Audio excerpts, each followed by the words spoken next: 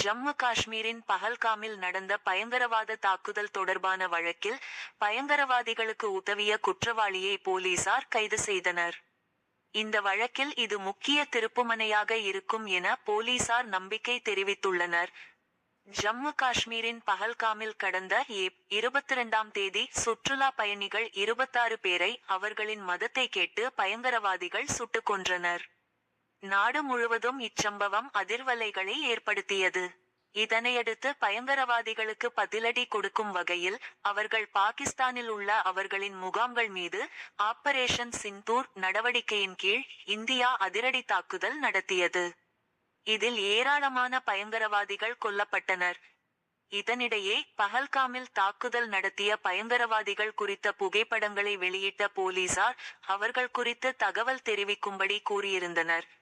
இந்த வழக்கில் முதல் கைது நடவடிக்கையை போலீசார் எடுத்துள்ளனர். பஹல்காமில் தாக்குதல் நடத்திய பயங்கரவாதிகளுக்கு உதவியதாக முகமது கட்டாரியா என்பவனை ஜம்மு காஷ்மீர் போலீசார் கைது செய்துள்ளனர். கடந்த ஜூலை மாதம் ஆபரேஷன் மகாதேவ் பெயரில் பாதுகாப்பு படையினர் நடத்திய தாக்குதலில் 3 பயங்கரவாதிகள் சுட்டுக் கொல்லப்பட்டனர்.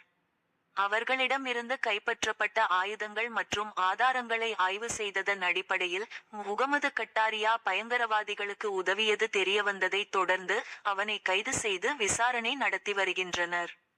இது இந்த வழக்கில் முக்கிய திருப்பமாக பார்க்கப்படுகிறது.